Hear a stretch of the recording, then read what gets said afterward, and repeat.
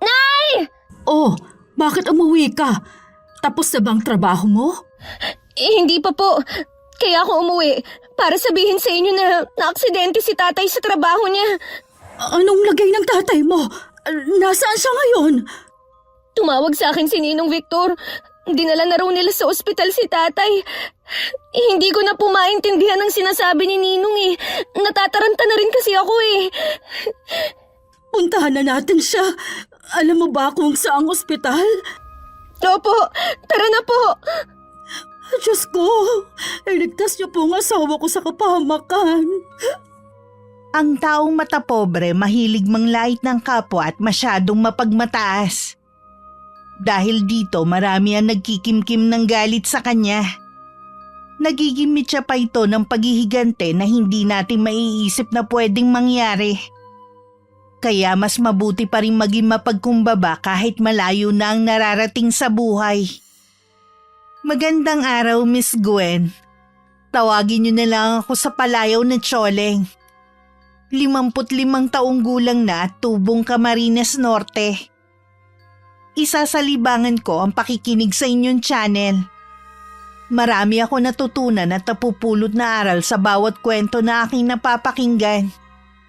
Meron din akong gustong ibahagi sa inyong channel na may kinalaman sa kulam.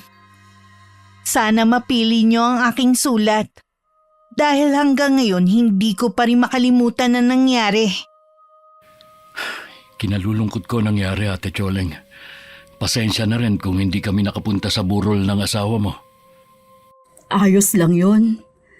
Naiintindihan ko naman kayo. Ang layo ng probinsya natin at magastos din ang pagpunta sa Maynila.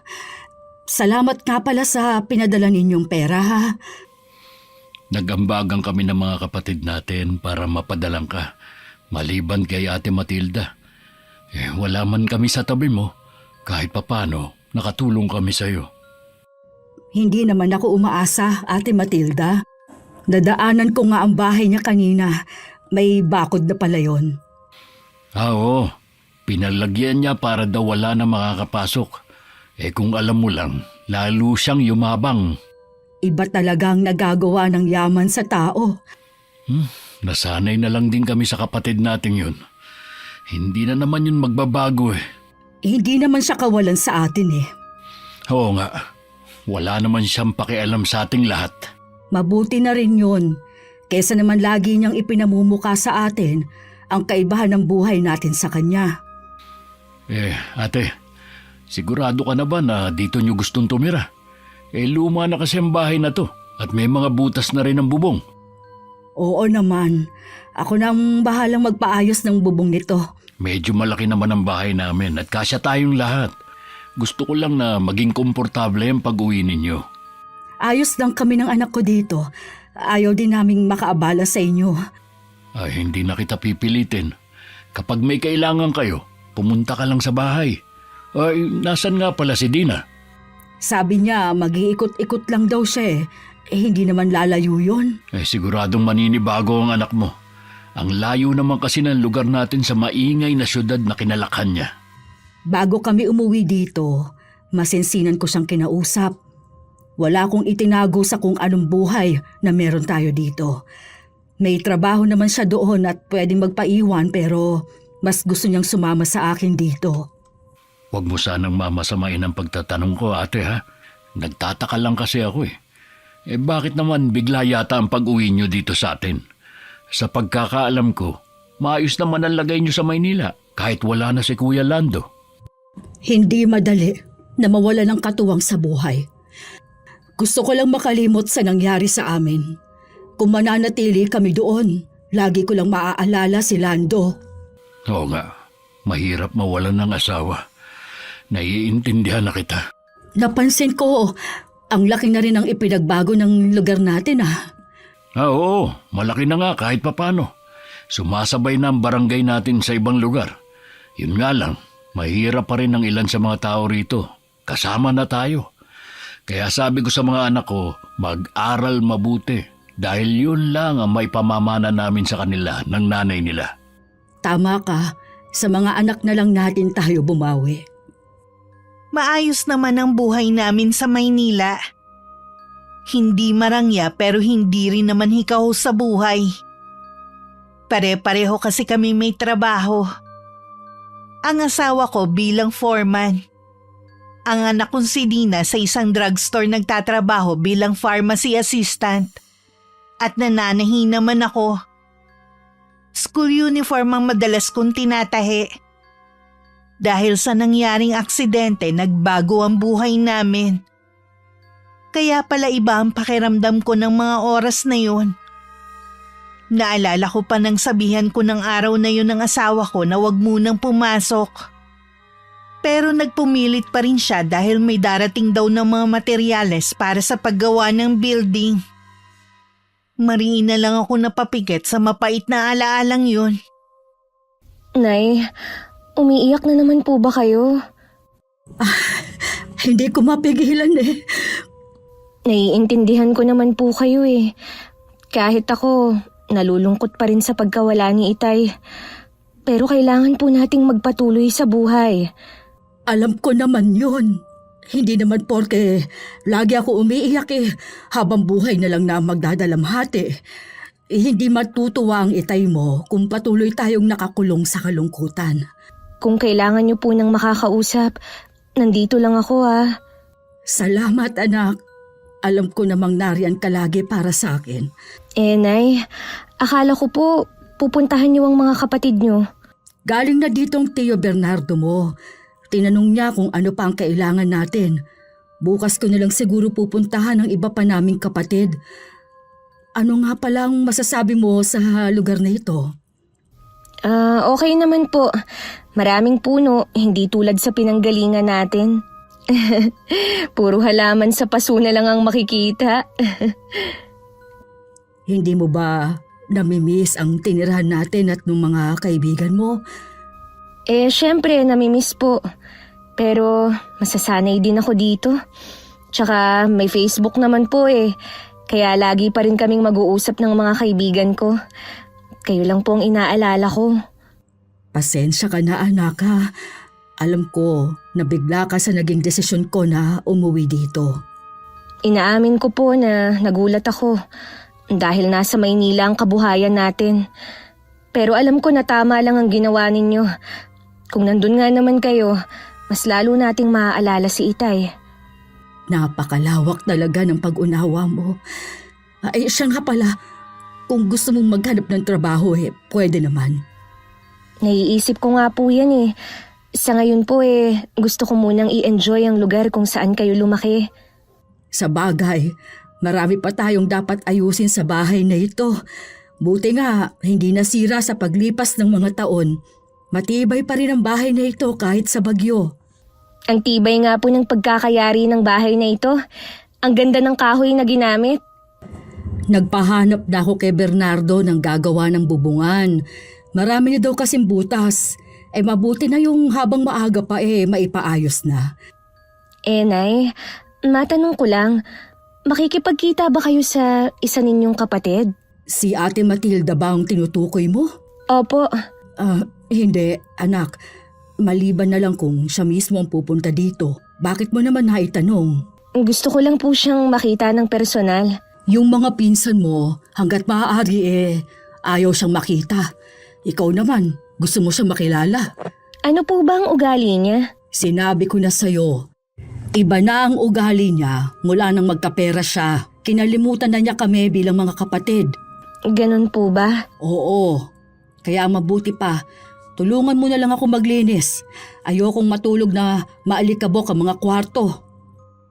May 1 linggo na rin mula nang dumating kami. Nakadalaw na rin kami ng anak ko sa mga kamag-anak namin.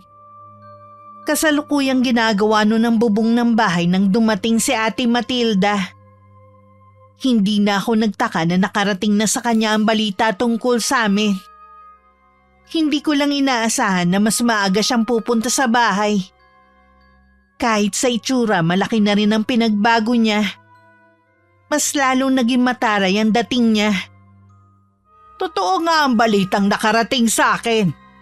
Bumalik ka ng araw kasama ng anak mo. Kumusta ka na ate? Mabuti. Siguro naman nagkwento na sa'yo ang mga kapatid natin. Oo, hindi mo malang ba ako kukumustahin? Ang gusto kong malaman kung bakit ka bumalik. At dito pa talaga sa bahay ng mga magulang natin tumira. Namatay na si Lando. Biyuda ka na pala. Anong kinamatay niya?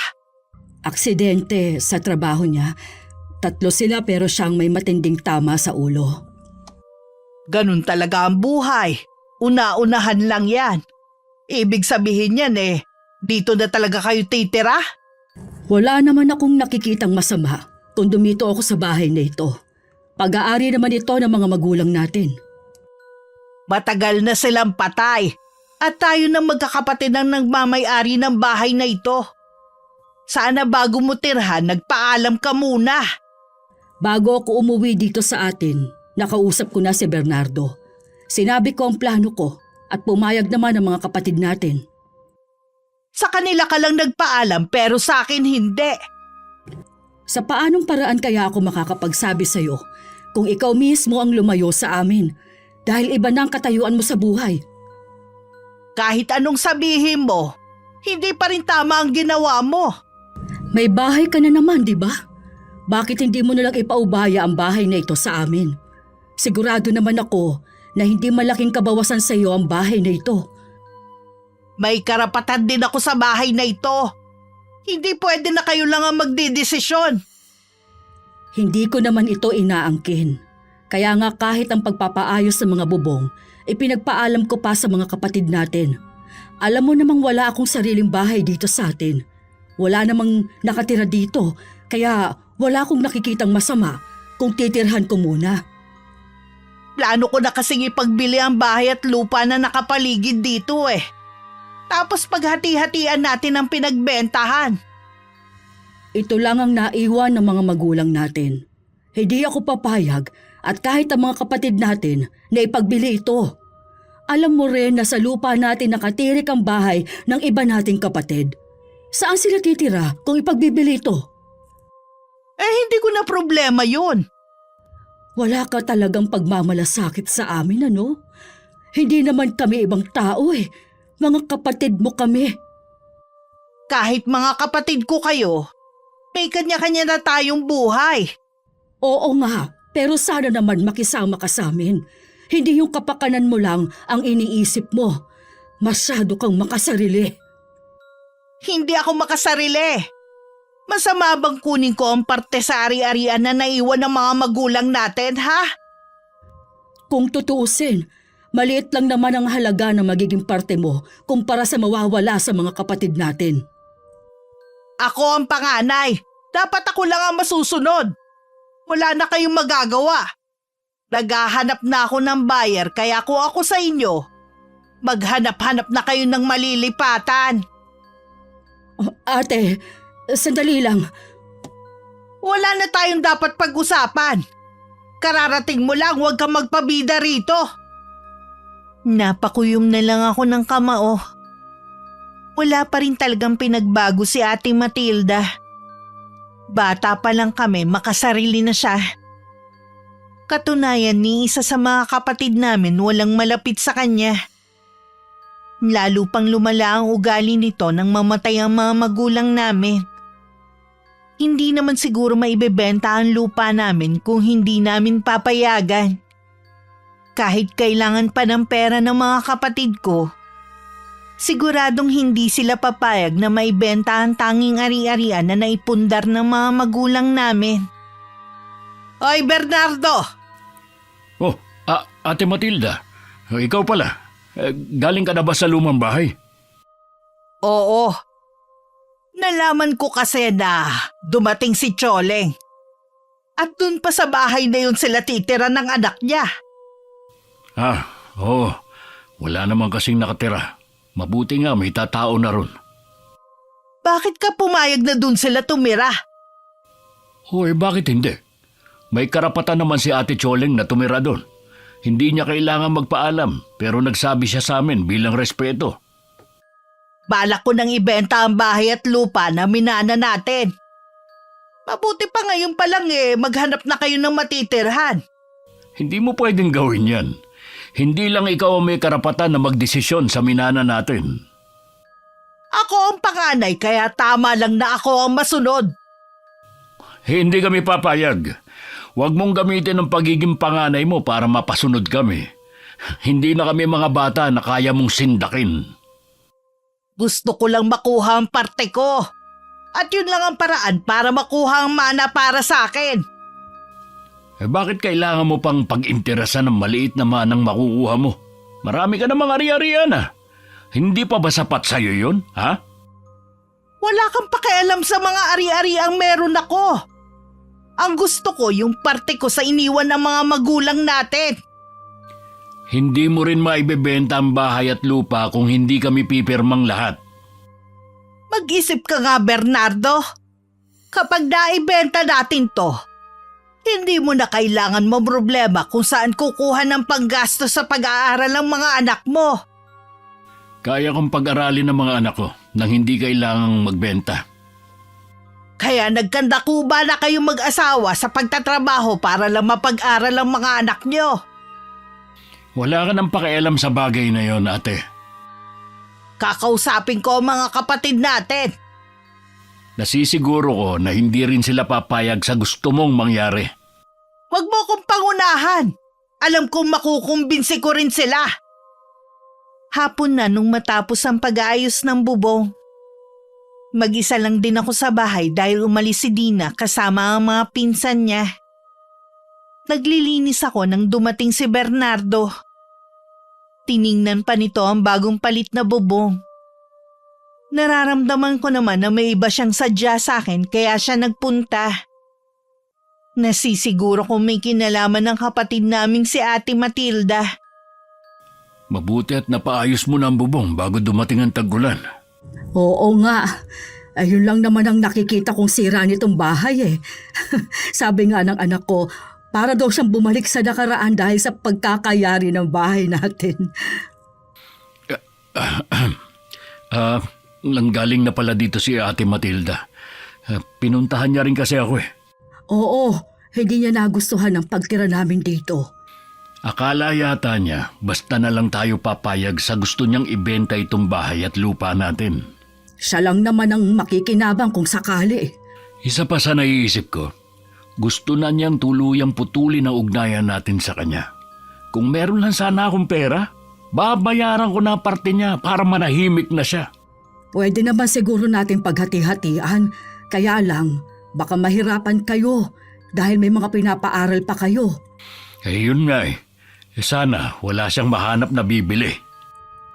Kahit naman makahanap siya ng bibili, hindi naman tayo pipirma, kaya wala siyang magagawa. Huwag na laging panakot ang pagiging panganay niya. Naturingan ngang panganay, wala namang pagmamalasakit sa mga kapatid. Sarili lang niya lagi ang iniisip mula pa noon. Kahit nga ang mga magulang natin noon, nagtataka kung bakit si Ate Matilda lang ang naiibang ugali sa ating 5. Alam mo ba ate, nung nasa Maynila ka, ang dami niyang ginawa sa aming masama. Bakit hindi ka nagsusumbong sa akin tuwing kausap kita sa cellphone? Ayoko na kasi na mag-alala ka pa eh. At saka wala ka namang magagawa dahil nasa Maynila ka ng mga panahon na yun. Kahit na. Kung hindi niya magampanan ang pagiging panganay niya, handa akong maging ate ninyo. Ngayong nandito na ako, hindi ako papayag na apihin niya tayo. Ay dahil marami na siyang pera kaya lalo siyang naging mapagmataas. Hindi sa lahat ng pagkakataon ay lagi siyang nasa itaas. Kaya nga lagi kong sinasabi sa mga anak ko, mag-aral mabuti para hindi na silang matahin ang pamilya ng tiyahin nila. Tama din naman ang sinabi mo, pero wag din nilang tularan ang kapatid natin. Sinasabi ko rin yun sa kanila. Kaya lang yung panganay ko, nagtanim na ng sama ng loob kay Ate Matilda dahil sa ginawa nito sa kanya sa party. Anong ginawa ni Ate Matilda sa anak mo? Pinahiya niya si Kate sa harap ng maraming tao. Hindi ko talaga makalimutan ang pangyayaring yun hanggang ngayon. Wala man lang akong nagawa para ipagtanggol ang anak ko. Malaki kasi utang ko kay Ate Matilda nun eh. Kaya naninilbihan kami sa kanila para makabayad. Ang sama niya! Paano niya nagawa yun sa bata? Para siyang walang anak. May utang pa nga ako sa kanya. Kapag naibenta ko na yung alaga namin baka, babayaran ko na siya. Ayoko na kasing bumalik sa bahay nila. Ayaw na rin ng mga anak ko. Babayaran ko na ang utang mo sa kanya. Meron pa naman akong naitatabi dito eh. Gamitin mo muna. Ay, mas kailangan nyo yun. Lalo na't wala kayong hanap buhay ni Dina. Huwag mo kaming intindihin. Balak na rin namang maghanap ng trabaho ni Dina sa 1 linggo. Mas kailangan mo ng pera ngayon. Salamat, ate ha. Sa wakas, hindi na maninilbihan na mag-iina ko kapag merong party kina ate Matilda. Ang dami niyang pera. Hindi siya umupa ng mga taga-silbi. Gusto kasi niyang ipamukha sa akin kung gaano sila nakaaangat sa buhay. Sa akin niya gawin ang ginagawa niyang yon. May kalalagyan talaga siya sa akin. Dahil abala sa trabaho at sa pag-aaral ang mga pamangking ko, lagi lang nasa bahay si Dina. Nagpasya na rin siyang mag-apply ng trabaho dahil naiinip na lagi na lang siyang nakakulong. Pinayagan ko naman siya. Nasa hustong gulang na naman siya para magpasya para sa sarili niya. Lagi ko lang paalala na mag-iingat. Iba na kasi ang panahon ngayon kahit sabihin pang nasa probinsya na kami. Nag-iisip din ako ng pwedeng pagkakitaan. Sa palagay ko, hindi ko rin magagamit ang pananahi ko dito sa lugar namin. Habang wala pa ako naiisip, nagtatanim lang ako ng mga gulay sa paligid ng bahay. Nung hapon, pagdating ni Dina, nadatnan niya ang Tio Bernardo niya. Pagkatapos magmano, pumasok muna siya sa kwarto para makapagpalit ng damit. At saka lumabas din naman. Nay, nakausap ko po kanina si Joanne. Kumusta na siya at ang ninong Victor mo? Nagaling na po si Ninong Victor. Nakabalik na nga daw po sa trabaho eh. Meron nga lang siyang kinuwento sa akin. Baka interesado kayong malaman. Tungkol saan naman? Yung naging boss at kontraktor ni tatay, halos magkasunod lang namatay. Baka may sakit sila kaya ganun. Sabi po ni Joanne, basta na lang daw nagkasakit. At ilang doktor na ang tumingin pero hindi natukoy ang sakit nila. Hanggang sa bawian na lang sila ng buhay. Ay, hindi naman natin sila kaano-ano. Kaya wag na natin silang pakialaman. Akala ko matutuwa kayo dahil galit kayo sa kanila.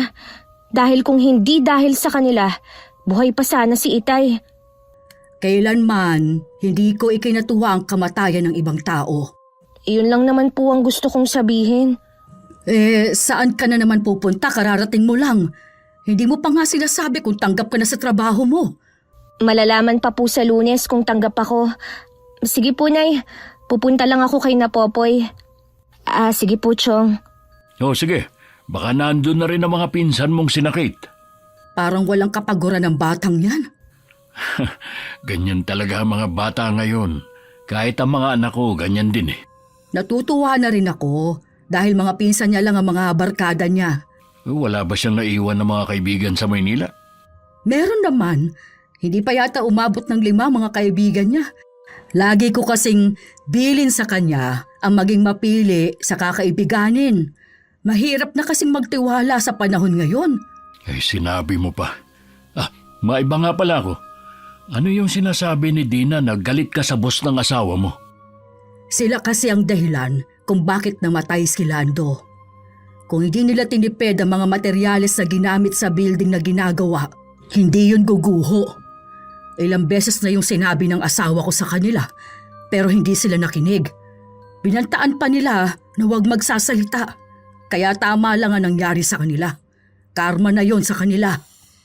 Sa pagkakakwento ni Dina, hindi pangkaraniwan ang naging sakit nila. Hindi kaya kulam? Mabuti yun. Para nagdusa muna sila bago namatay. Ate, ikaw ba ang kumulam sa kanila? Bakit mo naman naitanong yan? Dahil alam ko na ikaw ang nagmana ng kakayahan ng lola natin. Aaminin ko. Ako nga ang kumulam sa kanila. Alam ko naman kasing hindi mabibigyan ng hustisya ang pagkamatay ng asawa ko. Kaya yon ang ginawa ko sa kanila. Kaya ba bigla kayong napauwi dito sa atin? Yon ang unang beses na ginawa ko yon. Ayoko ng paghinalaan nilang may kinalaman ako sa nangyari. Baka kasi may makatuklas na kulam ang nangyari sa kanila. Hindi ko alam kung anong pinagdadaanan niyo mag-ina. Kaya wala ako sa posisyon para husgahan ka sa ginawa mo. Nabulag ako sa matinding galit pero kahit kailan, hindi ako nagsisisi sa ginawa ko. Tama lang na mabawasan ang mga masasama at mapanlamang sa kapwa sa mundong ito. Bago ang araw ng Lunes, may tumawag kay Dina at sinabing tanggap na siya sa trabahong inaplayan niya. Sa bagong bukas na drugstore siya magtatrabaho. Masaya ako para sa kanya. Hindi pa nga siya nakakapag-umpisa, sinabi na agad niyang siya na ang bahala sa lahat ng mga gastusin namin sa bahay. Wala namang problema sa akin. Pero gusto ko rin na may ambag ako sa gastusin gaya nung sa Maynila pa kami nakatira. Dumating ang araw ng Lunes. Nauna pang nagising sa akin si Dina. Halata sa kanya na excited na siyang magtrabaho. Ako naman pagkaalis ng anak ko, inumpisahan ko na ang mga gawain. Nang nag-aayos ako sa kwarto, nakita ko ang maliit na kahon ng sapatos na pera ang laman. Naalala ko na papahiramin ko nga pala ng pera si Bernardo para mabayaran na niya ang natitirang utang sa kapatid namin. Papuntahin mo sa linggo ang mag-ina mo. Kailangan ko ng tagahugas.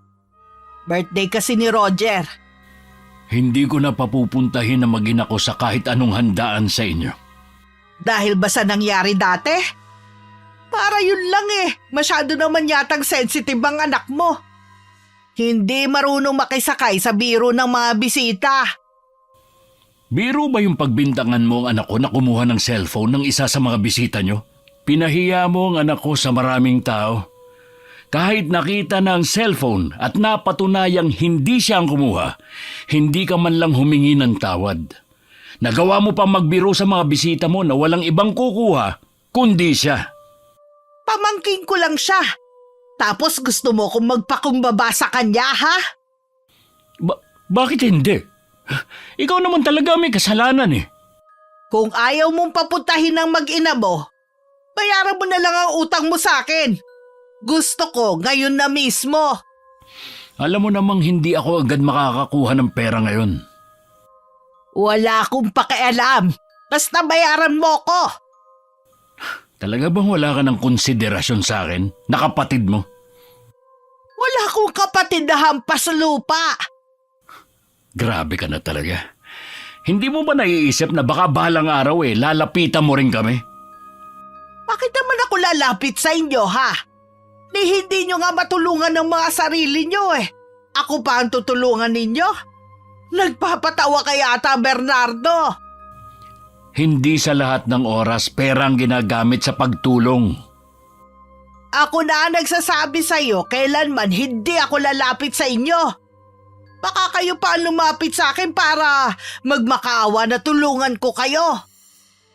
Huwag kang magsalita ng tapos. Baka kainin mo din ang mga sinabi mo. Ang dami mo pang sinasabi. Bayaran mo na ako ngayon nang makaalis na ako. Wala nga sabi akong pera ngayon. Bigyan mo ako ng ilang araw. Ako mismo maghahatid sa bahay mo. Pinapaikot mo lang ako eh. Ang gusto ko ngayon mo na ako bayaran.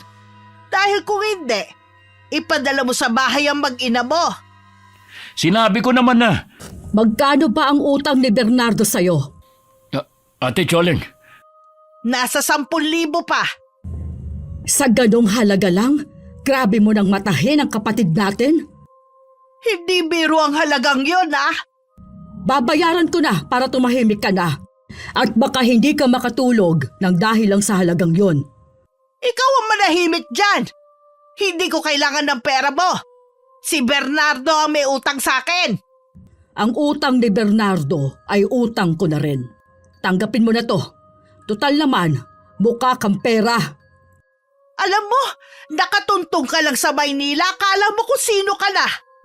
Kahit ilang taon ako sa Maynila, hindi ako nagbago sa pakikitungo sa mga kapatid natin. Hindi na wala ang pagmamahal ko sa kanila at kahit kailan, hindi ko sila titignan na mas mababa pa sa akin. Ang drama mo! Akin na nga ang pera nang makaalis na sa mabahong lugar na to. Huwag mo sanang kakalimutan, Ate Matilda, na ang mabahong lugar na ito ay naging tahanan mo rin. Dito tayo naglaro at natutong mangarap. Huwag ka sanang mayabang dahil mananatili ka pa rin nakatapak sa lupa. Kaya nga gusto ko nalang ibenta ang lugar na to eh. Para hindi laging nakadikit sa akin na minsan akong tumira dito. Sana lang hindi ko na kayo naging kapatid. Diyan na nga kayo. Sinusumpa niya ang pagiging mahirap natin. Maswerte nga siya dahil nagawa niyang iangat ang sarili niya. Pero naging mapangmata naman siya. Pwede na nga siyang sabitan ng medalya sa pagiging matapobre niya eh. Mabuti na lang pala dumating ako. Mapapanatag ka na, ha? Wala ka ng utang sa kanya. Salamat, Ate Choleng. Huwag ka mag-alala. Babayaran agad kita kapag nagkapera ako. Huwag mo munang isipin yon. Hindi ko pa naman kailangan ng pere. Lalo na ngayon na may trabaho na si Dina. Sa totoo lang, mula nang dumating ka, nagkaroon na ako ng lakas na loob na sagutin si Ate Matilda. Nung wala ka pa kasi, tiklob kaming lahat sa kanya. Hanggat maaari, ayoko din makipagsagutan sa kanya dahil kapatid pa rin natin siya. Kaya lang, nakakaubos din pala ng pasensya. Kahit noon, ikaw lang ang may tapang na kontrahin ang mga sinasabi niya. Kapag kasi mali na, walang masamang sumagot. Hindi naman kawala ng respeto yun sa mas nakatatandang kapatid. Inalam ko rin kay Bernardo kung may utang din ng iba pa naming kapatid kay Ate Matilda. Sa pagkakaalam daw niya, wala naman. Nakahinga naman ako ng maluwag. Pagkaraan ng ilang sandali, nagpaalam na rin ako na uuwi na ng bahay. Pagdating, itinuloy ko na ang ginagawa ko.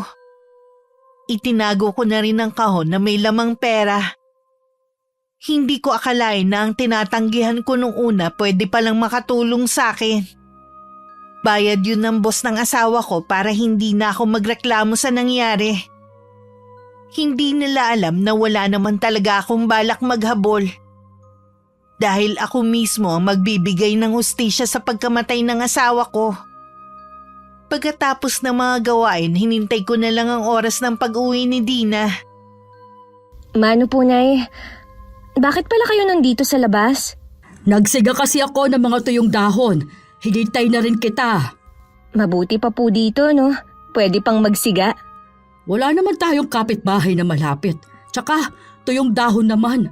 Bawal na rin dito magsiga ng mga basura. Kumusta naman ba ang maghapon mo sa trabaho? Okay naman po.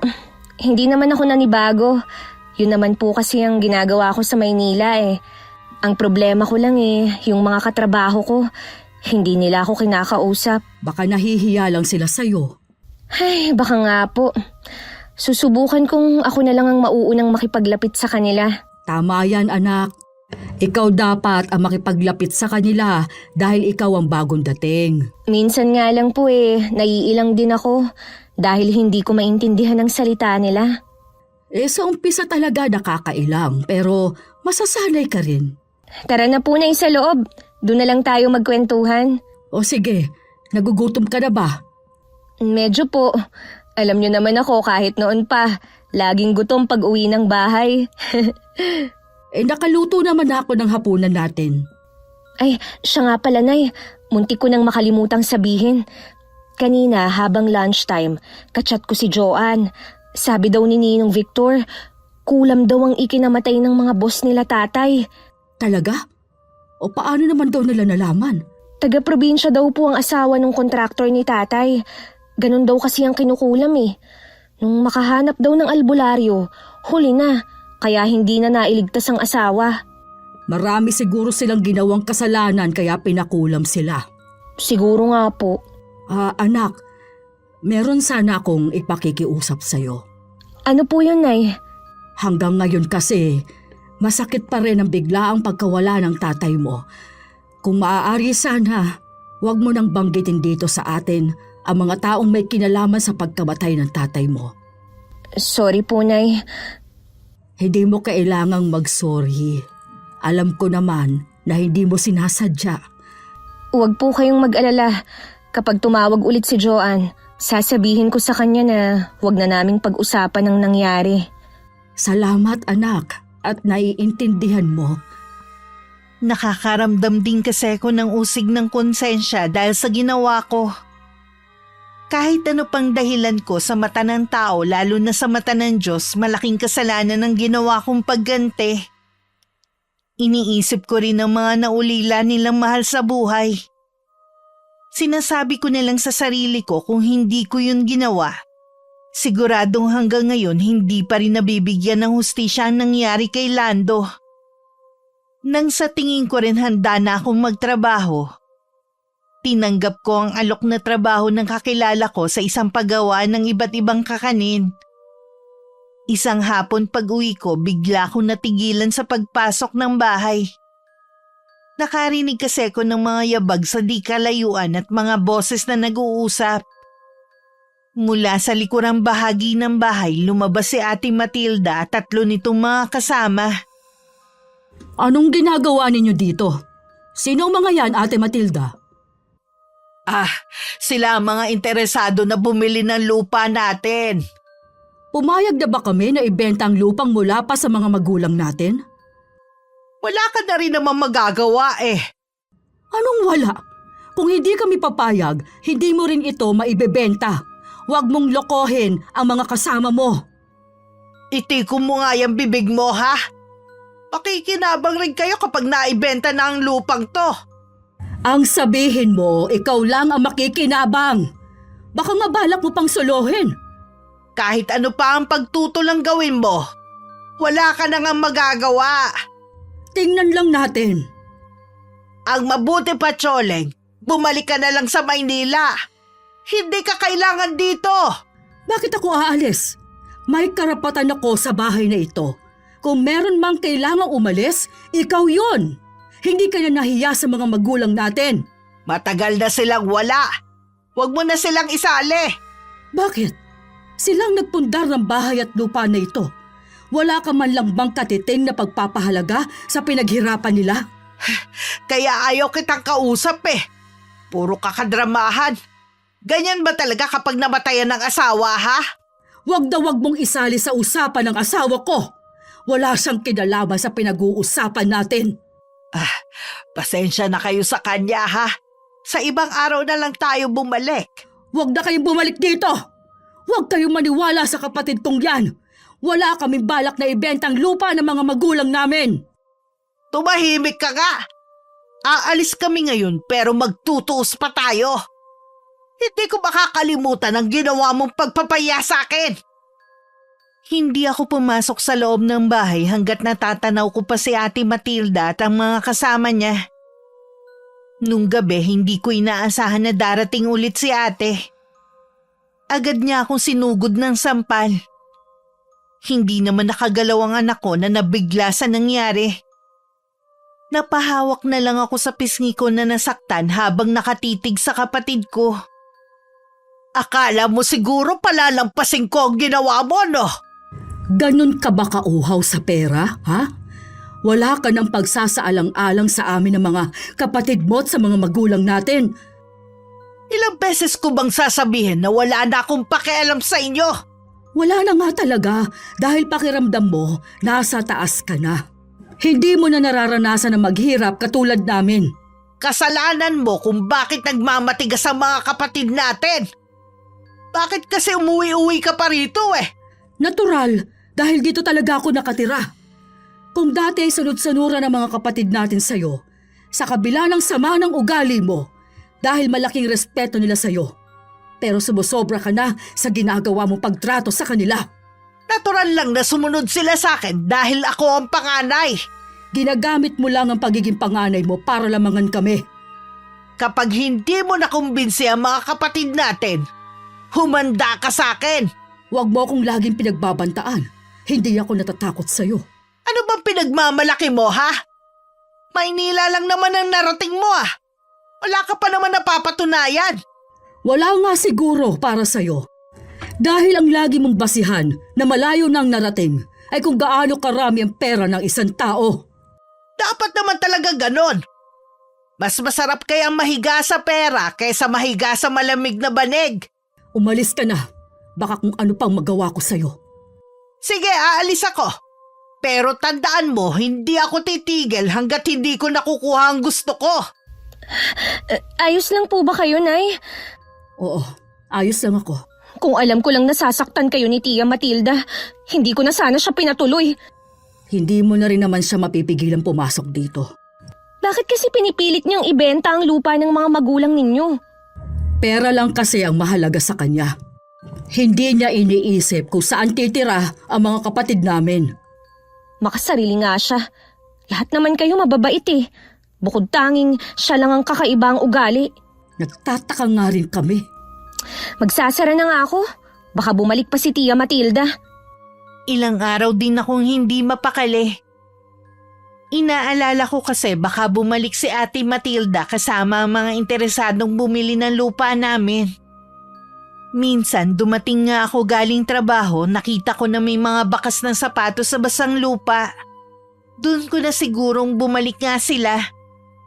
Naiiling na lang ako sa pagkadismaya sa ginawa ng ate ko. Lingid pala sa kaalaman ko, kinakausap na rin niya mga kapatid namin. Sa pilitan niyang pinapaamin ng mga to kung nasaan ang titulo ng lupa. Ano na naman ang kailangan mo, ate? Nakausap ko na yung tatlo. Nasa'yo ba ang titulo ng lupa? Hindi ko alam kung nasan yung titulo. Ang buong akala ko nasa iyo. Yun din ang pagkakaalala ko nun eh. Kaya nagtataka ako kung bakit wala sa akin. Sigurado ako na isa sa inyo ang kumuha nun. Baka naman kusa mo na ilagay. Ikaw ang panganay. Sa iyo ipinagkatiwala yun ng mga magulang natin bago sila namatay. Hindi kaya na kay Choleng? Malabo yan sinasabi mo. Alam mong ilang linggo pa lang mula nang dumating si Ate Choleng at hindi naman siya nakakapasok sa bahay niyo. Ay, baka naman nakuha niya yon bago pa siya inuwi ni Lando sa Maynila. Naniniwala ako na wala sa kanya yung titulo ng lupa. Ay, puro na lang problema. Kung tutuusin, marami ka ng pera. Bakit problemado ka pa? Maswerte pa rin pala kami kahit naghihirap, nagagawa pa rin naming tumawa. Kayo yon, dahil wala naman kayong magagawa kundi ang itawa ang kalagayan nyo. Kung iinsultuhin mo na naman ako at ang pamilya ko, mabuti pa umalis ka na. Tandaan mo to ha, kapag nagkaroon ng emergency sa pamilya mo, hindi kita tutulungan. Hindi pa hihintulutan ng Diyos na mapahamak ang pamilya ko dahil alam niya na wala kaming malalapitan. Huwag kang pakakasiguro dyan sa sinasabi mo. Sa bagay, meron ka nga palang malalapitan. Tingnan ko lang kung hanggang saan kayo kayang tulungan ni Choleng. Hanggang ngayon, palaisipan pa rin sa akin kung bakit nagagalit ka sa amin. Hindi naman kami lumalapit sa iyo para humingi ng tulong ha. Dapat lang. Magsubikap kayo para marating nyo rin kung nasan ako ngayon. Kung nasan ka man ngayon, may kasamang swerte yan. Hindi lahat binibiyayaan ng tulad ng sayo. Sana maisip mo, hindi lahat pare-pareho ng kapalaran. Araw ng linggo, naisipan kong puntahan muna si Bernardo para makipagkwentuhan. Gusto ko na rin itanong sa kanya kung bumalik ba si Ate Matilda sa bahay. Hindi kasi ako mapakali sa nakitang mga bakas ng sapatos sa lupa malapit sa amin. Nadatnan ko siyang nagsisibak ng kahoy. Huminto muna siya sa ginagawa para harapin ako. Naglabas naman ng maiinom ang hipag ko bago pumasok ulit ng bahay. Hindi na ako magpapaligoy-ligoy pa. Nanggaling ba dito si Ate Matilda? Sigurado kasi ako na galing siya sa bahay. Nung isang araw, nanggaling siya rito. Pilit akong pinapaamin kung nasaan ang titulo ng lupa ng mga magulang natin. Siya naman ang may hawak nun dahil sa kanya pinagkatiwala. Nasa akin ang hinahanap niya. Ha? Ano? Paanong napunta sa'yo? Hindi ko rin maipaliwanag kung paanong napunta sa akin. Sa Maynila ko nga nakita na nasa gamit ko pala. Itinago ko na lang muna. Tsumitsyempo lang ako kung paano sasabihin sa inyo. Ibig sabihin, matagal nang nasa'yo? Akala nga ni ate nasa kanya lang yun. Kailan lang niya nalaman na wala pala sa pangangalaga niya? Kaya malakas ang loob niya na kahit hindi tayo pumapayag, ay naghahanap siya ng buyer dahil akala niya nasa kanya. Ingatan mo ate Choling ang titulo. Huwag mong hayaang makuha niya yan, kundi kawawa tayo. Hindi talaga. Huwag mo nalang banggitin sa iba nating kapatid. Baka kasi madulas pa sila at masabi kay Ate Matilda. Huwag kang mag-alala. Magiging tikom ang bibig ko sa bagay na ito. Nag-iisip nga ako na ibigay na lang ang parte niya para hayaan na lang niya tayo sa mga buhay natin. Kinausap ko nga mga kapatid natin sa bagay na yan. Kapos din sila ngayon. Pero gusto nilang naiisip mong plano. Kahit sila kasi, nahihirapan na rin pakisamahan si Ate Matilda. Makakagawa din tayo ng paraan. Tiwala lang. Bakit hindi mo nga pala kasama si Dina? May pasok siya ngayon. Bukas pa ang day off niya. Hindi ka naman ba nahihirapan sa trabaho mo ngayon? Hindi naman. Nakakangalay lang ang paghalo. Kung may makikita ka na mas magaan na trabaho, pwede ka namang umalis dyan. Ayos na sa akin ang ganitong trabaho. Sa edad kong ito, di na ako pwedeng mamili pa. Tsaka magkasama naman kami ng asawa mo sa trabaho. Sabi nga ni Letty, masipag kang araw at hindi mareklamo sa trabaho. Kahit naman kasi nasa Maynila ako, sanay ako sa hirap doon. Gusto nga ng mga anak ko na magtrabaho sa Maynila pagkatapos ng pag-aaral nila. Hindi ko alam kung papayagan ko ba, lalo na puro sila babae. Kabisado ni Dina ang Maynila. Kung halimbawang gusto ng anak ko na bumalik doon at magtrabaho, pwede mo namang pasamahin sila. May mga kamag-anak din naman ang asawa ko doon. Pwede nga. Ayoko rin namang maging hadlang sa pangarap nila. Kaya lang, bilang ama, nakakapag-alala rin kung sila lang ang makikipagsapalaran sa Maynila. Ay paano? Saka na lang tayo magkwentuhan. Pauwi na kasi si Dina. Gusto nun, may pagkain na agad pag uwi sa bahay. Nag-aagaw na rin ang liwanag at dilim nang umuwi ako sa amin. Malayo pa lang natanaw ko ng bukas ang pinto pero walang ilaw ang buong bahay. Kaya alam ko na wala si Dina. Nasisiguro kong sinara ko yun kanina. Tinapa ko pa ang susi sa bulsa ng suot ko. Binilisan ko pa lalo ang mga hakbang. Nang makapasok ako, dumiretso agad ako sa kwarto. Biglang nanghina ang mga tuhod ko. Napasandal na lang ako sa dingding dahil pakiramdam ko anumang sandali bibigay ang katawan ko. Hindi ko alam kung gaano katagal ako nasa ganung ayos nang marinig ko ang papalapit ng mga yabag. Nay, Nandito ako. anong nangyari dito? Bakit nakasabog ang mga gamit natin? Ninakawan ba tayo? Ganun na nga anak. Nasisigurado kong natangay ng mga taong yon ang pera sa kahon ng sapatos. Wala na itong laman. Nay, meron po akong sasabihin sa inyo. Kinuha ko po yung pera sa kahon. Ano? Ikaw ang kubuha? Kasi po Nay, dyan nyo lang kasi inilagay sa kahon ng sapatos Kaya kinuha ko na. Tama lang pala ang desisyon ko na kunin at ilagay sa bangko ko. Ay, pambihira ka talagang bata ka. Munti ka na akong atakihin dahil akala ko'y natangay ang pera natin. Sorry po Nay Nakalimutan ko kasing banggitin sa inyo Natatawa ka pa talaga sa lagay na yan. Ipon nyo po ba yun ni tatay? Ay, oo. Ipon nga namin yon ng itay mo. Uso pala ang akyat bahay dito sa probinsya. Parang alam ko na kung sino may pakana nito. Sino naman po? Di ang Tia Matilda mo. Hinahanap niya kasi ang titulo ng lupa. Kahit baliktarin niya ang buong bahay, hindi niya yun makikita dito. Ganun ba talaga siya kasama? Wala na talaga siyang sinasanto, basta makuha lang niya ang gusto. Mabuti na lang, wala silang nakuhang kahit ano. Kaya lang ang kalat naman. Mabuti na lang day off ko bukas. Ako na po ang magliligpit ng mga ito. Dito ka muna. May pupuntahan lang ako. Magsara ka ng pinto at huwag magbubukas kapag may kumatok. Saan po kayo pupunta? Ako naman ang pupunta sa bahay ni Ate Matilda. Hindi ko na talaga pwedeng palampasin ang ginawa ng ate kong yun. Hindi porke mas nakakaangat siya sa buhay kaya na niyang gawin ang gusto niya. Hindi ko nahihintayin na siya na naman ang sumugod sa bahay. Pagdating sa kanila, saktong merong kasambahay na lumabas para magtapon ng basura. Agad ako nagpakilala na kapatid ni Ate Matilda. May pagdududa pang tiningnan ako ng dalagang kasambahay. Idinagdag ko na lang na galing ako ng Maynila. Pinapasok naman niya ako at pinaghintay sa malawak na bakuran.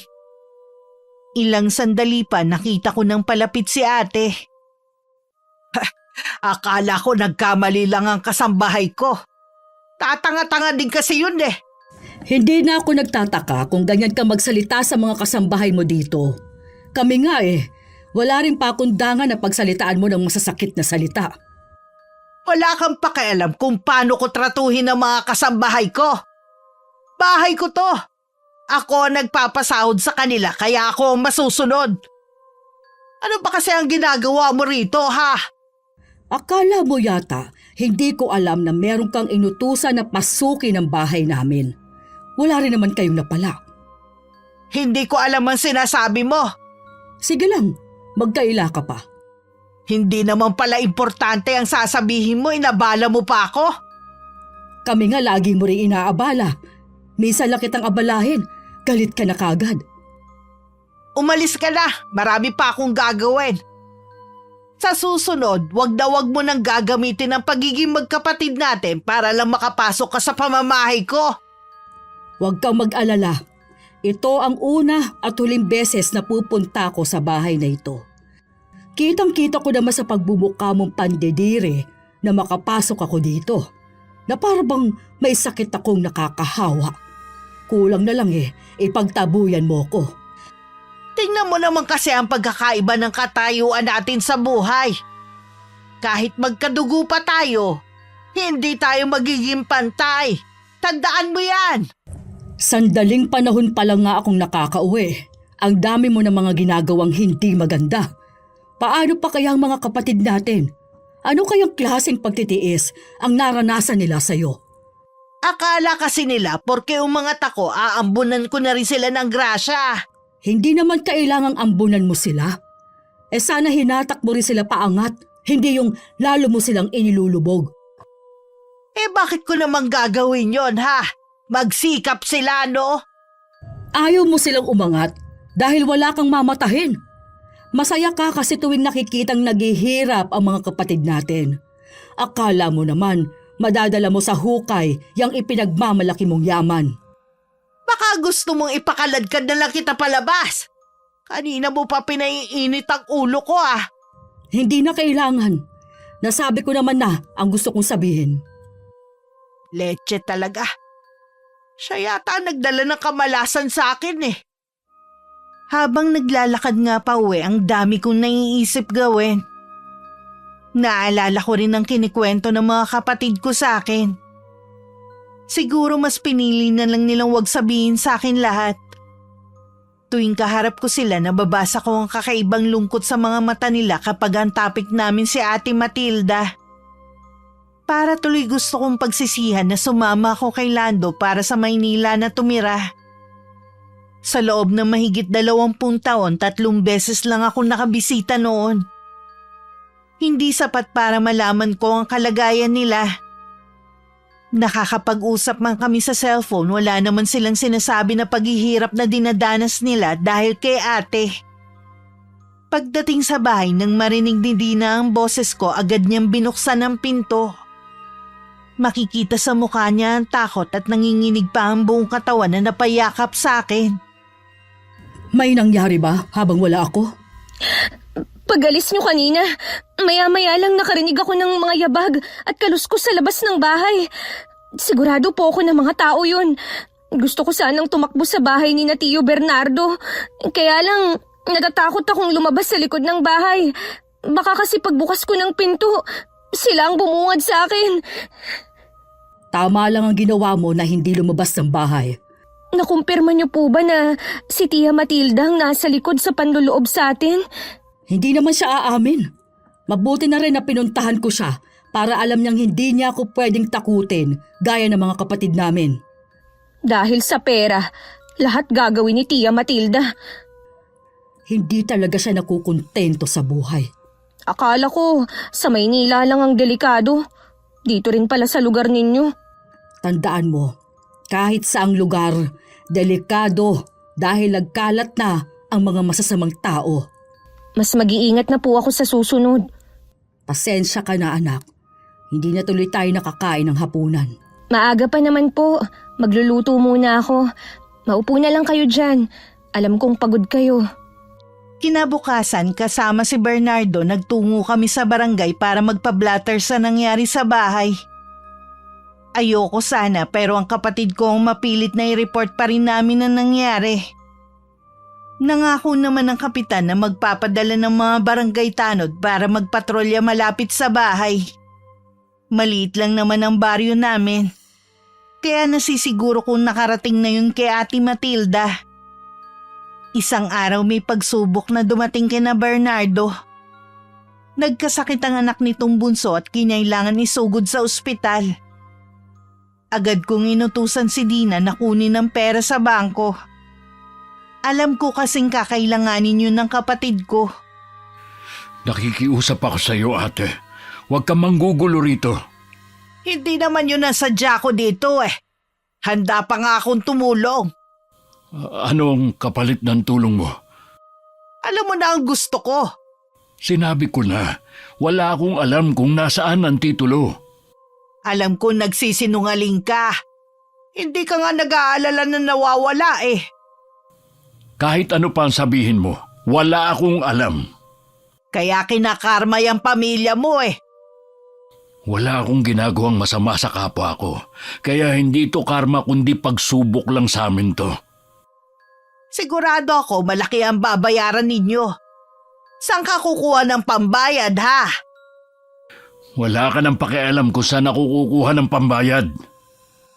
Bakit ba nagagalit ka? Umalis ka na.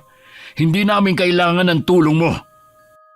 Kung ako sa'yo, hilingin mo na lang na mamatay ang anak mo kaysa mabaon kayo sa utang. Anak ka ng... Subukan mo ulit sabihin yan. Baka makalimutan kong kapatid kita. Umuwi ka na sa inyo at huwag ka na magpapakita uli. Mula ngayon, hindi na kita tinuturing na kapatid. Wala naman kayong pakinabang sa akin eh. Kaya okay lang na huwag niyo akong ituring na kapatid kahit kailan. Hindi ka nakakatulong.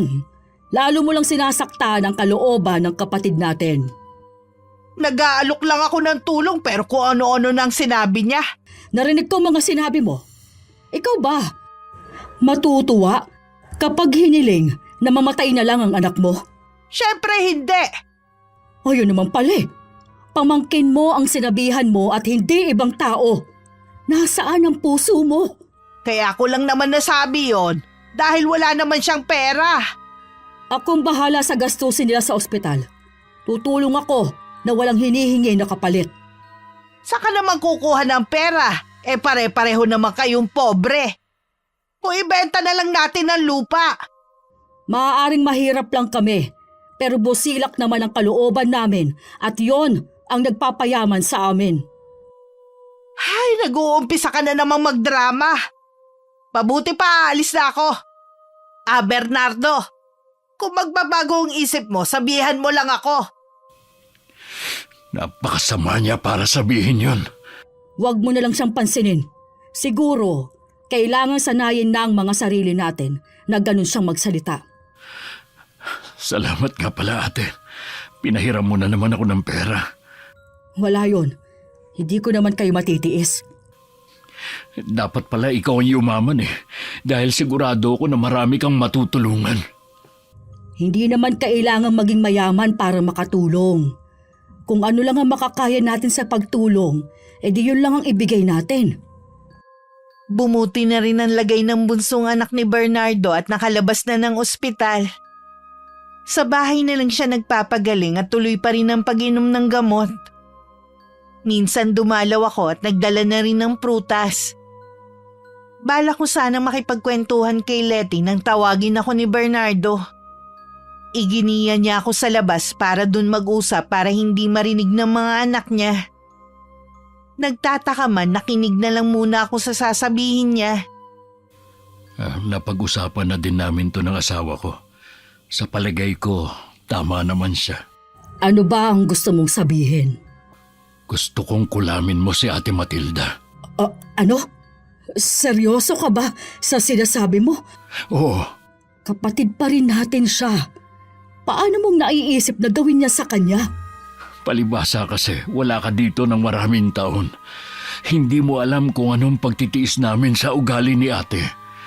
Lagi na lang niyang pinamumukha ang katayuan namin sa buhay. Sobrang nanliliit na kami. Naiintindihan ko ang hinanakit ninyo sa kanya. Kahit ako, nagagalit din.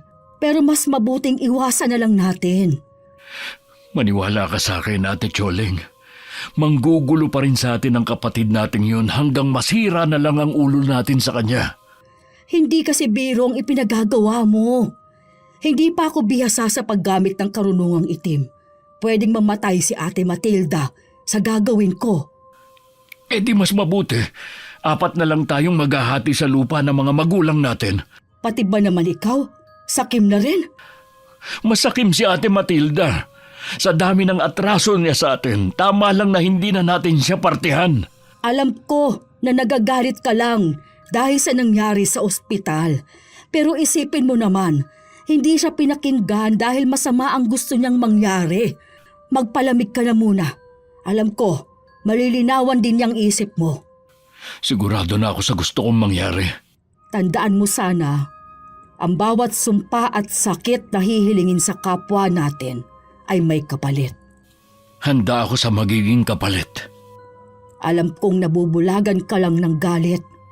Hindi galing sa puso mo ang sinasabi mo. Alam kong mabait ka at hindi naghahangad ng masama sa kapwa. Hindi lang pala ako nag-iisip na kulamin si Ate Matilda. Pagdating sa bahay, natulala akong bigla dahil sa pag-iisip. Gusto ko sanang turuan ng leksyon ng ate ko kung paano mawawala sa kanya ang yaman na lagi niyang pinagyayabang. Gusto ko lang sana matuto siya magpakumbaba. Pero wala akong maisip na kulam na pwede kong gamitin sa kanya. Kinuha ko ang libro ni Lola Marcela. Binasa ang mga nakasulat na Latin sa bawat pahina. Nasa kalagitnaan na ako nang marinig ko na may tao sa labas. Parang boses ni Ate Matilda. Sino na naman ang mga kasama mo? Gusto nilang makita ang kabuuan ng lupa. Sa tingin mo kaya maibebenta mo ang lupa? Ni hindi mo nga hawak ang titulo eh. Huwag mo nang alalahanin ng bagay na yon. Magagawa naman yun ng paraan eh. Sa pamamagitan ng pera mo? Oo, dahil sa pera ko. Magagamit mo pa kaya ang pera mo kung may sakit ka na? Regular ako nagpapa-check up kaya alam ko na malusog ang pangangatawan ko. Maingat din ako sa kinakain ko para masumaba pa ang buhay ko.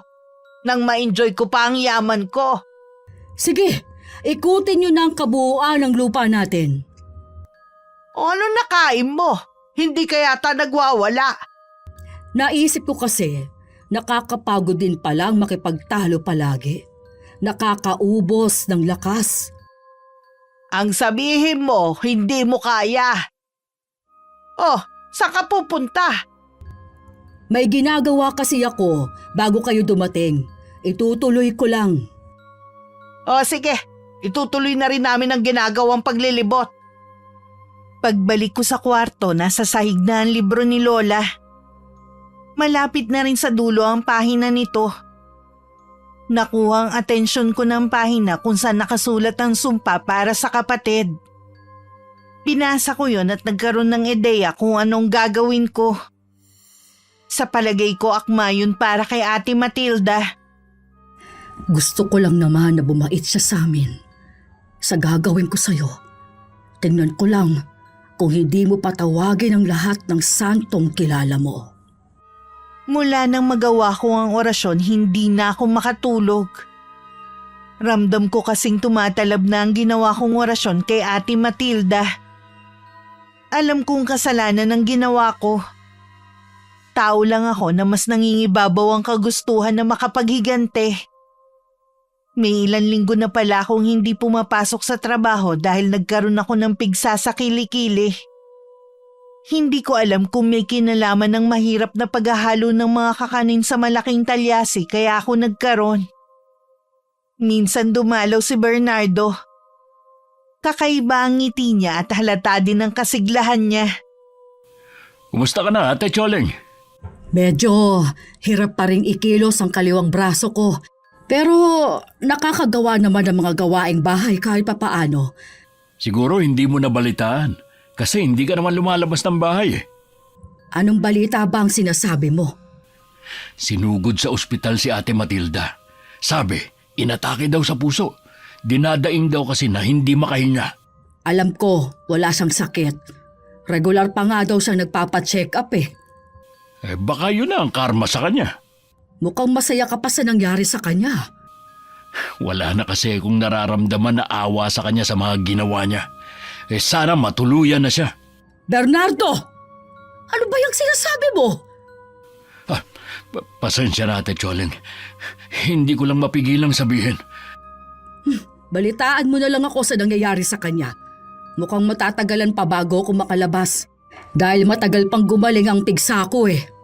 Ginawa mo ba yung sinabi ko sa'yo kung paano yan gamutin? Oo, sinabayan ko na rin ang pag-inom ng gamot. Ang mabuti pa siguro, huwag ka nang bumalik sa trabaho mo. Yun nga din ang sinabi ni Dina sa akin. Kaya din naman daw niya kaming buhayin. Kaya lang, nakakainip naman kasi kung wala akong ginagawa. Ayun nga lang, sanay kasi tayong kumakayod. Ay siya nga pala, ate, baka sa 1 linggo mabayaran na kita sa utang ko. Hindi ko pa naman kailangan. Baka magipit ka. Hindi naman. At saka alam ko na meron kang pinaglalaanan ng pera mo Alam kong ipon nyo yon ng mag-asawa. Naubos ang pera namin ni Lando noong 2 linggo siyang nasa ospital para isalba ang buhay niya. Pero iniwan niya pa rin kami. Kung ganon, saan galing ang pera na yon? Bayad yun ng boss ng asawa ko. Gusto niya manahimik ako. Akala yata niya sapat na ang pera na yon para sa isang buhay na nawala. Alam ko mali ang ginawa kong pagganti. Pero kung hindi ko yon ginawa, marami pa silang buhay at pamilyang sisirain. Dahil sa kasakiman nila, nawala sa amin ang anak ko, si Lando. Ganon siguro ang mga mayayaman. Walang pakialam sa buhay ng maliliit na tao. Kaya tama lang na sa kanila mo gamitin ang kaalaman mo sa kulam. Minsan naiisip ko na darating ang panahon na sisingilin ako sa ginawa ko. Inihanda ko na lang ang sarili ko. Hiling ko lang na sana hindi madamay si Dina. Lumipas ang mga araw at linggo na wala kaming balita kay Ate Matilda. Sabi lang ni Bernardo, saradong-sarado daw ang bahay nila. Maaari daw lumuwas para dun magpagamot. Iniisip niyo po ba si Tia Matilda? Oo. Ang sabi kasi ng Tio Bernardo mo, saradong-sarado daw ang bahay ng tiyahin mo. Wala nang nakatira. Baka nga po lumipat na sila ng bahay o kaya naman lumuwas para magpagamot. Minsan po kasi bumibili ako sa bakery ng tinapay. Narinig ko na pinag-uusapan ng mga tao si Chang. Ano ang narinig mong pinag-uusapan nila? Malala nga daw ang sakit nito at malaki na ang nagagastos ng pamilya. Pero hindi pa rin gumaling-galing sa sakit. Kung mauubos ang pera nila sa pagpapagamot niya, baka yon ang maging dahilan para maisip niya mga maling ginawa. Siguro nga po. Hindi ko rin makitaan ng mga tao ng simpatsya sa kanya. Ganon din kasi si Chang sa kanila, pati sa atin. Kahit ang mga anak niya, minsan binati ko. Tiningnan lang ako mula ulo hanggang paa. Bakit hindi mo yan sinabi sa akin? Ayoko na lang pong palakihin. Kung ayaw nila sa akin, di wag. May iba pa naman kaming mga pinsan na tanggap at kasundo ko . Sila din naman ang kawawa balang araw. Yung mga taong pinakikisamahan nila dahil may pera, balang araw, hindi na nila maaasahan. Habang nag-uusap kami ng anak ko, dumating naman si Bernardo. Nagmano muna si Dina bago nagpaalam na may gagawin lang sa kwarto niya. Alam mo ba na iba na pala ang may-ari ng bahay ni na Ate Matilda? Oh, sino na daw? Hindi siya taga rito. Malaki daw ang utang ng bayaw natin sa taong nakausap ko, kaya ang bahay ang naibayad. Alam niya ba kung nasaan ang pamilya ni Ate Matilda? Ang alam lang daw niya, nagpapagamot. Unti-unti nang nawawala sa kanya ang lahat. Alam ko na meron kang ginawa sa kanya. Ayokong pag-usapan yan ngayon. Naiintindihan ko na ayaw mong ipaalam kay Dina ang sekreto mo. Hindi ako masaya sa ginawa ko sa kapatid natin. Alam kong naghihirap na siya ngayon, pati ang pamilya niya. Tama lang sa kanya na bumalik sa pinanggalingan niya para maramdaman niya kung paano maging pangkaraniwang tao. Naghihintay na lang kami ng mga kapatid ko kung anong balita kay Ate Matilda. Nang hindi na nga nagpapakita sa amin ng kapatid namin, naging tahimik na ang mga buhay namin. Kaya hindi ko rin sila masisi kung bakit gusto nilang wag na itong magpakita kahit kailan. Isang araw habang nagtatabas ako ng damo sa labas ng bahay, biglang dumating si Ate Matilda kasama ang asawa nito at mga anak. Nakatsinelas lang silang mag-anak at pangkaraniwan ng suot, hindi tulad ng dati. Nakatingin lang ako sa kanila dahil hindi ko alam kung anong sasabihin ko. Wala na kami mapuntahan. Kahit ang mga kapatid ni Roger pinagtabuyan na kami. Hindi kayo maaaring tumira kasama namin ng anak ko. Kahit sana sa silong lang kami ng bahay, may karapatan naman ako dyan . Hindi naman kita inaalisan ng karapatan, pero sana irespeto mo ang privacy naming mag-ina. Alam ko naman, aalis din kami kapag nakapagpagawa na ng kubo ang asawa ko. Marunong ba siyang gumawa ng kubo? Magpapatulong sana kami kay Bernardo at sa bayaw natin. Pasensya na kayo. Tatanggapin ko kayo, pero sa silong lang kayo ng bahay. Malinis naman doon dahil laging nililinis.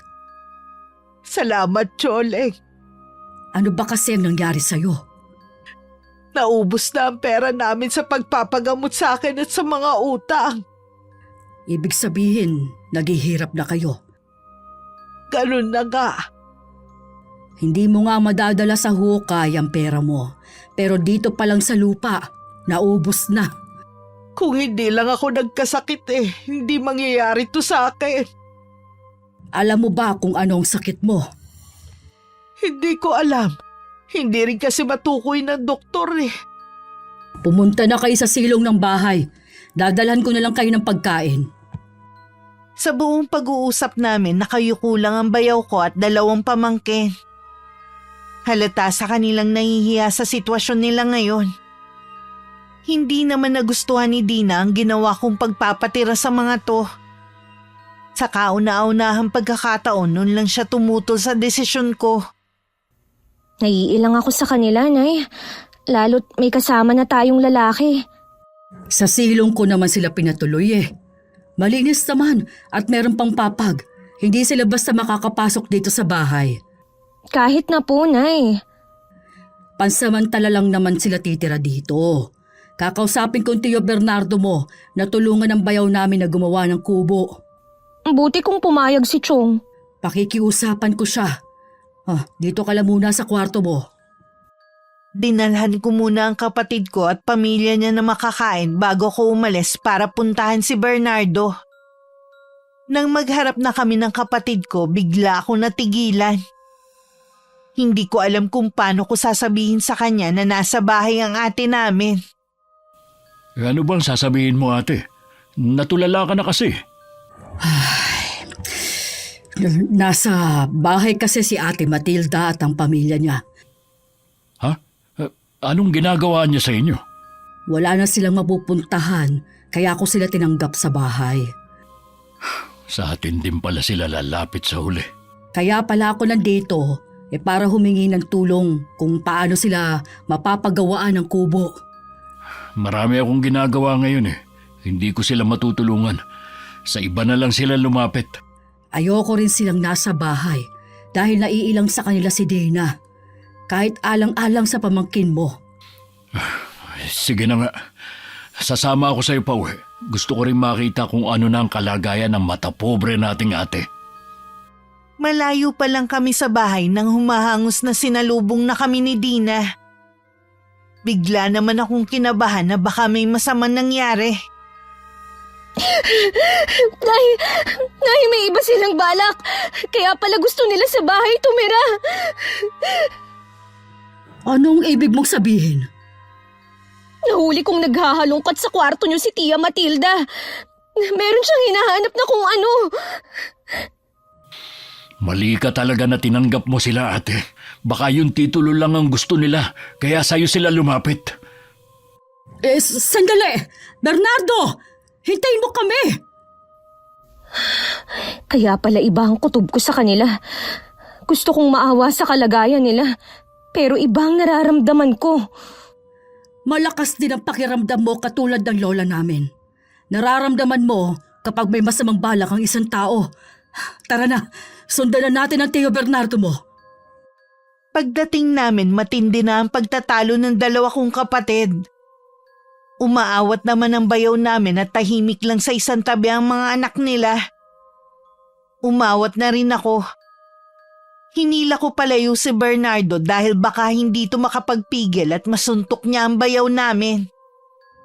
Pagkatapos ko kayong tanggapin dito sa bahay, ganyan pa ang gagawin mo? Ano bang hinahanap mo? Ang titulo ba? Akala ko ba magagawan mo ng paraan dahil mapera ka? May karapatan din ako sa bahay na ito. Alam ko din nasa iyo ang titulo. Huwag ka nang magkaila. Umalis na lang kayo rito.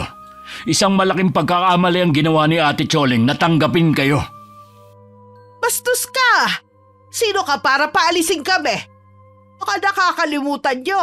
Ako ang panganay sa ating magkakapatid. Hindi ka na naming kapatid. Wala nang tumuturing sa iyong kapatid dito. Si Ate Choling na ang panganay dahil siya naman ang tunay na may malasakit sa amin. Anong sinabi mo? Bakit hindi mo panindigan na sinasabi mo noon na kahit kailan hindi ka lalapit sa amin? Sinabi ko ba yon? Wala akong maalala. Sana naman, Ate Matilda, matuto kang magpakumbaba. Wala ka ng pera. Kami na lang ang pwedeng makatulong sa'yo. Meron pa kapag naibenta na ang lupa natin. Hindi mo nga maibebenta kung wala kaming pahintulot. Ang magagawa lang namin, ibigay ang parte mo, pero hindi namin alam kung kailan kami magkakapera. Ganon? Oo, yan ang nagagawa ng pagiging mapagmataas mo eh. Nawala sa'yo ang lahat. Ang magagawa lang namin sa ngayon, pagawaan kayo ng kubo para may matirahan kayo. Ganito na ba talaga ang magiging buhay namin? Tanggapin nyo na lang na hanggang doon na lang kayo. Oo, tanggap ko ng talo na kami. Tutulong pa rin ako sa abot na makakaya ko. Pero Ate Choling, Kung hindi natin siya tutulungan, wala na rin tayong pinagkaiba sa kanya. pasalamat ka. Hindi mo katulad si Ate Choling.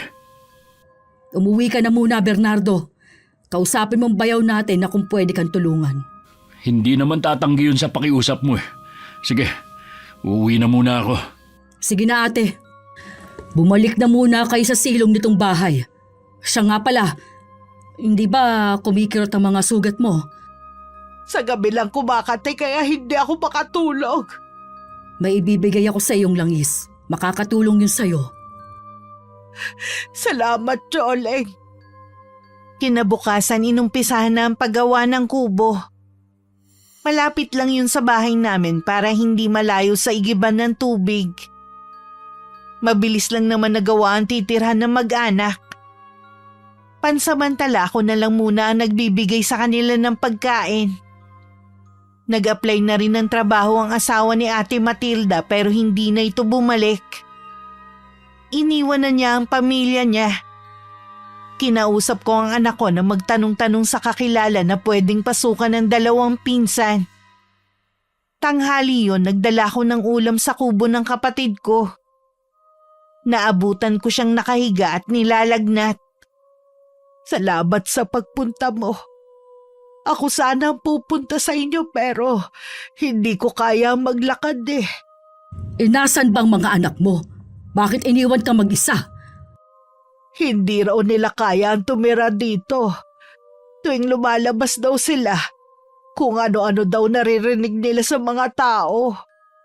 Wala daw silang mukhang maiharap. Mas gusto nilang sumama sa boyfriend nila. Huwag ko na lang daw sila intindihin. Yun pa talaga ang ginawa nila sa halip na tulungan ka. Walang dapat sisihin kundi ang paraan ng pagpapalaki ko sa kanila. Masyado ko silang binusog sa luho at kawalan ng simpatsya sa kapwa. Hayaan mo na lang na matuto sila sa buhay. Malaman nila na hindi pala ganun kadali ang mabuhay sa mundong ito. Kung wala lang nga akong iniindang sakit, maghahanap na rin ako ng trabaho. Ayoko na kasi maging pabigat sa inyo. Kahit anong mangyari, kapatid ka pa rin namin. Dadamayan kita sa abot ng makakaya ko. Patawarin mo ko, Choleng. Ninyong lahat. Nagsisisi na ako sa mga nagawa ko. Alam kong malapit na akong mamatay. Bakit mo naman nasabi yan? May iba ka pa bang sakit na hindi sinasabi? Ilang gabi ko na napapanaginipan ng lola natin eh. Baka sinusundo na niya ako. Panaginip lang yun. Baka ang gusto lang niyang ipahiwatig, magbago ka na. Hindi ko alam. Sana wag niya na muna akong kunin. Gusto ko pang mabuhay para maituwid ko mga pagkakamali ko na gawa sa inyo. Gusto ko pang bumawi. Hindi ka pa mamamatay. Lagnat lang yan. Hintayin mo ko dito. Kukuha lang ako ng gamot sa bahay. Huwag mo akong iwan. Natatakot ako mag-isa. Sandali lang naman ako. Kapag kaya mo nang maglakad, iuuwi na kita sa bahay. Hindi na kita hahayaan na mag-isa sa kubo na ito. Pangako yan. Oo naman. Sandali lang ako. Pag-uwi sa bahay, agad kong kinuha ang libro ni Lola Marcela. Binasa ko ang nakatuping pahina. Hinanap ko ang lunas sa ginawa kong orasyon. Habang binabasa ko ang dapat gawin para mabawi ang sumpa na iginawad ko, panay naman ang tulo ng luha ko. Diyos ko, patawarin niyo po ako sa nagawa kong malaking kasalanan sa kapatid ko. Hindi ko sinasadya na mailagay siya sa alanganin. Gagawin ko ang lahat para gumaling lang siya. Pagbalik ko sa kubo, natutulog na si Ate Matilda. Itinabi ko muna ang gamot at saka ko nilagyan ng basang bimpo ang noo niya. Inaapoy pa rin siya ng lagnat ng mga oras na yon. Tsaka ko inilabas ang pulang kandila. Sinindihan ko yun sa tabi niya. Kapag natunaw yun, tsaka lang mapuputol ang sumpa. Nang magising siya, tsaka ko siya pinainom ng gamot. Unti-unti na rin bumubuti ang pakiramdam niya. Hindi na kasi siya ganun kainit. Para saan ang pulang kandila na yan? Naalala ko kasi ang sinabi ni Lola Marcela sa akin nung bata pa tayo. Kung sa tingin ko daw ay may sumasalbahe sa atin, magsindi lang daw ng kandila para itabo yon. Naisip ko nga rin na baka meron nagpakulam sa akin eh. Pero hindi ako nagagalit sa ginawa niya. Alam kong gusto lang niya akong turuan ng leksyon. Sa tingin ko naman natuto ka na. Oo, marami akong natutunan. Nawawala rin pala ang halaga ng pera. Naalala ko nung nasa ospital ako na wala ng silbi ang pera ko dahil hindi nila ako mapagaling. Iniwan ako ng asawa ko at mga anak dahil wala na kaming pera. Ngayon ko na pag-isip-isip na walang halaga ang mga yun. Nakita ko rin kung sino ang mga taong handang dumamay sa akin na walang kapalit. Naniniwala ako na babalik din sila sa'yo. Sana nga. At kapag dumating ang araw na yun, 2 kamay ko pa silang tatanggapin. Maiksi lang ang buhay natin. Ayoko na mabuhay sa puro sama ng loob at galit. Gusto ko na lang iparamdam sa kanila ang pagmamahal ko. Sa ngayon mamumuhay muna akong mag-isa. Plano ko sana na gamitin ang natitira kong pera sa negosyo. Gusto ko na tulungan mo ako. Talaga? Gusto mo ko maging bahagi ng negosyo mo? Pagkakatiwalaan mo ko? Oo naman. Kaya magpagaling ka na. Oo, magpapalakas na ako agad para masimulan na natin. Napansin ko na mabilis matunaw ang kandilang nasa tabi ni Ate Matilda. Bumabalik na rin ang kulay niya na dating naninilaw. Umaaliwalas na rin ang kanyang muka. Tuloy-tuloy lang kami sa pagkukwentuhan nang dumating si Bernardo at iba pa naming kapatid. Tuluyan na napaiyak si Ate Matilda. Hindi siya makapaniwalang dadalawin siya ng mga kapatid namin. Patawarin niyo ako mga kapatid ko kung hindi ako naging mabuti sa inyo. Hindi pa naman siguro huli para makabawi ako sa inyo.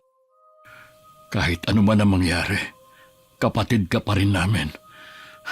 Patawarin mo ko, ate, kung nakapagbitaw man ako ng masasakit na salita sa'yo. Kalimutan na natin ang mga nangyari. Tamang-tama. Mamaya lilipat na si Ate Matilda sa bahay. Tulungan niyo ako sa paghahakot ng mga gamit niya. Mamayang gabi, sa bahay na kayo maghapunan. Magluluto kasi kami. Pasensya na kayo kung wala akong magiging ambag sa inyo. Hindi mo kailangan mag-ambag pa. Kami na ang bahala. Ang mahalaga sa amin, kumpleto na tayong magkakapatid. Walang nakapansin sa mga kapatid ko na tuluyan ng natunaw ang pulang kandila. Abala kasi sila sa masayang pagkukwentuhan. Para bang wala kaming pinagdaanan na sama ng loob kay Ate Matilda. Lihim ako nagpapasalamat na sa wakas nagbago na rin ang kapatid namin. Maliman ang paraan na ginamit ko, naging daan naman ito para magkasundo kaming lahat. Sa kasalukuyan, katukatulong ko si Ate Matilda sa maliit kong karinderya. Tuluyan na rin sila naghiwalay ng bayaw ko. Ang huli naming balita, may bago na itong kinakasama. Ang 2 naman niyang anak pareho ng may pamilya at dumadalaw na lang sa nanay nila. Nag-usap din kami ni Bernardo na ilihim na lang ang ginawa ko sa kapatid namin. Para sa kanya, napabuti pa nga raw yun. Para maisip ni Ate Matilda ang mga nagawa niyang pagkakamali. Minsan talaga ang pera ang ugat ng lahat ng uri ng kasamaan ng tao. Imbis na tingnan nito bilang biyaya, ito na ang sinasamba ng tao. Gaya ng kapatid ko, marami din ako natutunan sa karanasan kong ito. Hindi lang ang pera ang maaaring maging yaman kundi maging buo ang pamilya at nagkakasundo. Maraming salamat Miss Gwen sa pagpili ng aking sulat. Sana nakapagbigay ako ng inspirasyon at aral na rin sa mga kapwa ko taga-subaybay. Mabuhay po ang inyong channel. Wakas.